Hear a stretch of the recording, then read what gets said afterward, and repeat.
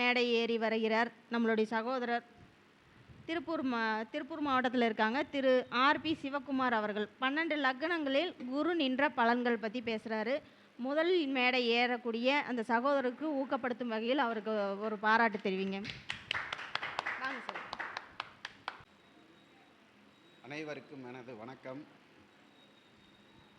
எனக்கு ஜோதிடம் கற்றுக் கொடுத்த ஆசிரியர்களுக்கும் குருமார்களுக்கும் நன்றியினை தெரிவித்து, ஸ்ரீ லலிதாம்பிகை ஜோதிட ஆய்வகம் திருப்பூர் சகோதரிகள் 7வது மாதாந்திர நேரடி கருத்தரங்கில் என்னை முதலில் பேச வாய்ப்பு கொடுத்த அனைவருக்கும் எனது மிக்க நன்றியை வாழ்த்துக்களையும் தெரிவித்துக் கொள்கிறேன். இன்று நான் பேச இருக்கும் தலைப்பு குரு 12 லக்கணங்களில் இருந்தால் அவர் எப்படி இருப்பார் என்பது. மேசத்தில் குரு இருக்க பிறந்தவன் தனவந்தன், அழகுள்ளவன், சாந்த குணமுள்ளவன், தானம் தர்மம் செய்வதில் தயாள குணம் உள்ளவன், மனைவி புத்திரர்களுடன் வாழ்வான். ரிஷபத்தில் குரு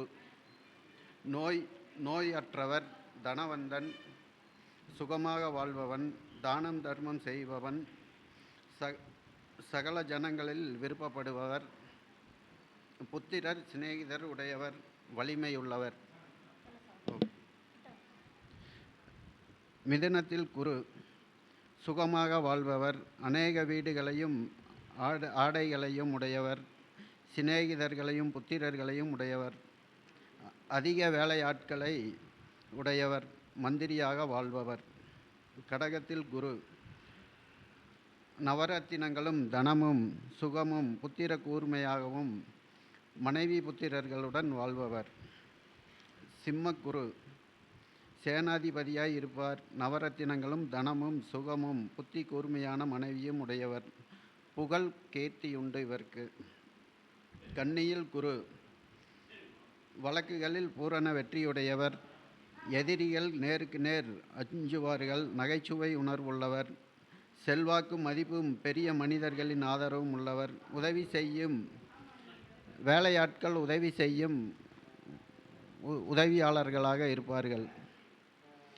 துலாம் குரு உயர்ந்த நோக்கங்கள் உடையவர், குருவையும் தந்தையையும் மதிக்காதவர், மனைவியால் லாபம் உடையவர், மனைவி சொல் கேட்பவர், தன் மீது பற்றுள்ளவர், ஆச்சார குணம், ஞான பக்தர், ஞானம் அதிகம் உள்ளவர், தொழில் செய்பவர்.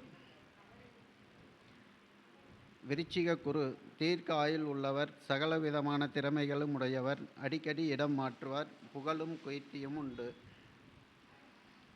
தனுசு குரு மிகவும் தனவந்தன், ஒரு தேசத்திற்கு அரசனாகவும் அல்லது மந்திரியாகவும் அல்லது சேனாதிபதியாகவும் வாழ்வார். மகரக்குரு அற்பத்தனமுடையவர், துக்கமுடையவர், தனகாரியங்கள் செய்பவர், கவலையுள்ளவர். கும்பக்குரு வீடு செல்வங்கள் அனைத்தும் இவருக்கு உண்டு, சிநேகிதர்களுடையவர், நயமான வார்த்தைகளை பேசி மயக்குபவர், சுகபோக வாழ்க்கை வாழ்பவர்.